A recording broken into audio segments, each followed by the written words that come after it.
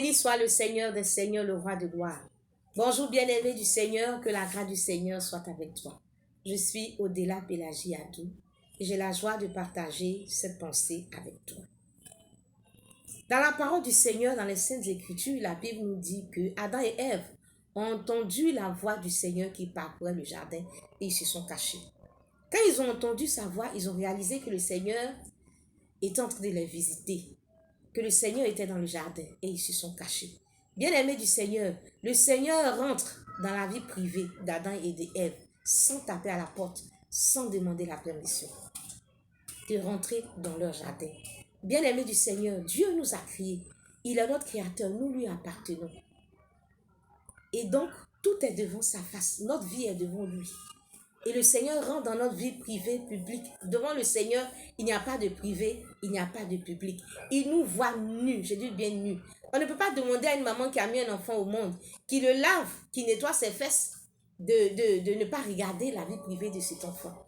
Devant le Seigneur, il n'y a pas de vie privée, il n'y a pas de vie publique. Dieu nous voit pendant qu'on se lave, pendant que nous sommes en train de faire l'amour, pendant que nous sommes en train de travailler, pendant que nous sommes en voyage. Partout, Dieu nous voit. Partout, tout est devant lui. Et quand Adam et Ève le voient, ils se cachent. Ils se cachent parce qu'ils cachaient un interdit, parce qu'ils cachaient le péché. Bien-aimés du Seigneur, aujourd'hui on revendique beaucoup la vie privée. Non, c'est ma vie privée. Non, c'est sa vie privée. C'est vrai que c'est un droit. C'est vrai que c'est légitime. Mais on cache beaucoup notre vie.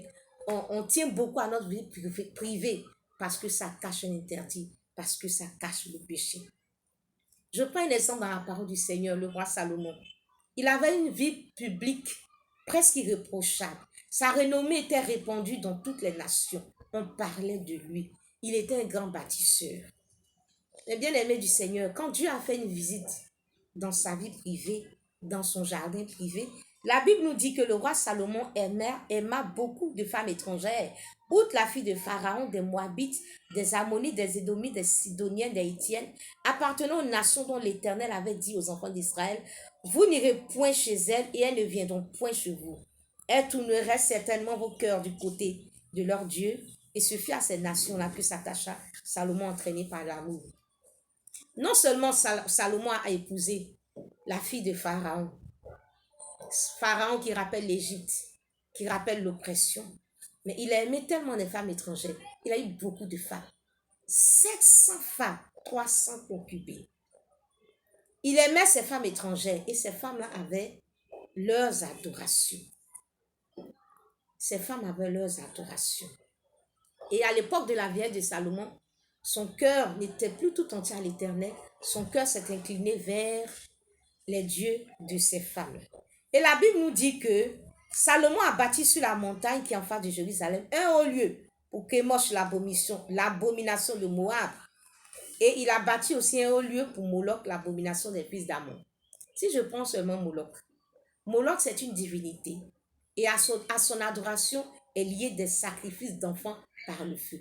À son adoration est lié des sacrifices d'enfants par le feu. Et Salomon a bâti des hauts lieux pour toutes ces femmes étrangères qui offraient des parfums et des sacrifices à leur Dieu. Si elles offraient des sacrifices à leur Dieu et qu'à ces dieux-là, on sacrifiait des enfants, imaginez donc ce qui se passait dans ce royaume. Et si ces femmes-là sacrifiaient à ces dieux-là, elles sacrifiaient sans doute des enfants. Et les enfants de qui? Est-ce les enfants de Salomon ou les enfants des pauvres de ce royaume? Et Dieu n'était pas d'accord avec la vie privée de Salomon. On pouvait apprécier la vie publique de Salomon, mais Dieu n'était pas d'accord avec la vie privée de Salomon. Et Dieu était très irrité contre la vie privée de Salomon. Roi Salomon, excuse-moi, hein, tu es une célébrité, tu es une personne élevée en dignité, peut-être que tu es un citoyen lambda, et moi je ne suis pas intéressée par ta vie privée, mais Dieu s'intéresse à ta vie privée.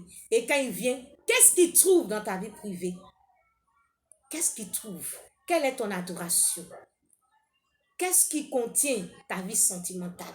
Qu'est-ce qui se trouve dans ta vie sentimentale? Est-ce la fille de Pharaon?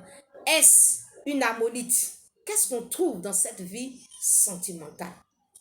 Bien-aimé du Seigneur, dans le jardin, il y a eu le serpent, il y a eu le fruit défendu. Dans ta vie privée, privée, qu'est-ce qu'on trouve? Et souvent, il y a une interpénétration entre la vie privée et la vie publique. C'est dans la vie privée du jardin privé d'Adam et d'Ève qu'ils ont péché. Mais les conséquences ont réjailli aujourd'hui sur toute l'humanité. C'est dans sa vie privée qu'Abraham a couché avec Agar, sa servante, et qu'elle a eu Ismaël. Mais les conséquences perdurent jusqu'aujourd'hui, jusqu'à notre génération.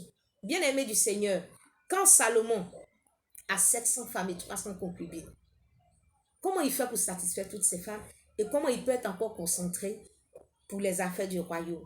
Pendant qu'il est dans les affaires du royaume, alors il serait distrait en train de penser à ses femmes. Bien-aimé du Seigneur, je peux bien m'imaginer, me demander comment il fait pour satisfaire ses femmes et comment il peut être un roi qui est concentré aux affaires du royaume. Bien-aimé du Seigneur, quand Salomon autorise une nouvelle religion en Israël, bien évidemment que des gens du peuple vont adhérer à cette nouvelle religion. Et donc, ils vont offrir aussi à ces dieux-là. Et offrir à ces dieux-là revient à faire des sacrifices des enfants. On rentre donc dans une déviation spirituelle et morale. Et ça, Dieu n'est pas d'accord avec ça. On peut apprécier la vie publique de Salomon, mais on peut apprécier sa vie publique, mais sa vie privée n'honore pas le Seigneur, ne glorifie pas le Seigneur. Et Dieu a irrité contre Salomon et la sanction tombe. Le Seigneur dit à Salomon, puisque tu as agi de la sorte et que tu n'as point observé mon alliance et mes lois que je t'avais prescrites, je déchirerai le royaume de dessus toi et je le donnerai à ton serviteur. Et Dieu l'a accompli au temps du roi Roboam. Le royaume est divisé en deux. Dieu rentre dans la vie du roi David. Il voit dans la vie privée du roi David, il voit son adultère avec Bathsheba. Et Dieu lui dit, parce que tu as pris la femme du riz pour en faire ta femme, ainsi par l'Éternel, voici, je vais faire sortir de ta maison le malheur contre toi. Et ce malheur-là, bien aimé, c'est son propre fils Absalom qui va devenir son opposant. Son propre fils va détourner le peuple. Absalom va faire un coup d'État. Absalom va renverser le pouvoir de son père. Et David s'en va dans une grande humiliation. David s'est repenti et Nathan a prophétisé, lui a dit que Dieu lui accorde le pardon, qu'il ne va pas mourir. Mais il a quand même subi les conséquences de son péché, mais le Seigneur l'a restauré. Je prie que tu sois un David qui te répand véritablement, qui change de vie et qui est restauré par le Seigneur. Cela encore possible. Un royaume divisé, un coup d'État, un pouvoir renversé. Tout cela est la conséquence d'une vie privée qui ne glorifie pas le Seigneur. Bien-aimés du Seigneur, les récits de la Bible sont actuels. Le Seigneur nous a laissé sa parole pour que ça puisse nous instruire. Quel est le contenu de ta vie privée? Si Dieu visite ta vie privée, qu'est-ce qu'il va trouver dans cette vie privée? Bien-aimé, ta vie privée n'est pas une zone de non-droit. Ce n'est pas un dépotoir. Quand le Seigneur parle d'adultère, l'adultère fait partie de la vie privée. Mais le Seigneur dit que les adultères n'hériteront pas le royaume des cieux. Cela veut dire que Dieu va juger notre vie privée. Quand quelqu'un fait des pratiques de sorcellerie, il le fait dans l'intimité, il le fait dans le secret de son intimité. Mais Dieu va le juger. Bien-aimé du Seigneur, Dieu ne nous encourage pas à avoir une vie privée pour que ça cache quelque chose de bizarre. Quand le Seigneur a dit à Moïse, n'approche pas parce que c'est une terre sainte. Le Seigneur n'est pas en train de cacher quelque chose de bizarre, mais il dit, n'approche pas parce que ce lieu-là est une terre sainte. Ce lieu-là est une terre sainte. C'est exclusivement réservé à moi. C'est pur, c'est saint. Il n'y a rien de bizarre, il n'y a rien d'interdit là-dedans. Bien-aimé du Seigneur, ta vie privée doit être une terre sainte. Et le Seigneur dit, nettoie premièrement l'intérieur de la coupe et du plat afin que l'extérieur aussi devienne net. Aujourd'hui, on veut nous faire croire que la valeur d'un homme ne dépend que de sa vie publique, de ce que les gens voient. Mais ce n'est pas comme ça que le Seigneur voit. Le Seigneur nous voit à l'intérieur et le Seigneur nous voit à l'extérieur. Et devant le Seigneur, la valeur d'un homme se trouve à l'intérieur comme à l'extérieur. Et bien aimé du Seigneur, Dieu t'appelle à avoir une vie privée qui soit agréable à lui. Une vie privée sans interdit. Que ta vie privée soit une terre sainte. À Jésus la gloire et l'honneur au nom puissant de Jésus. Amen.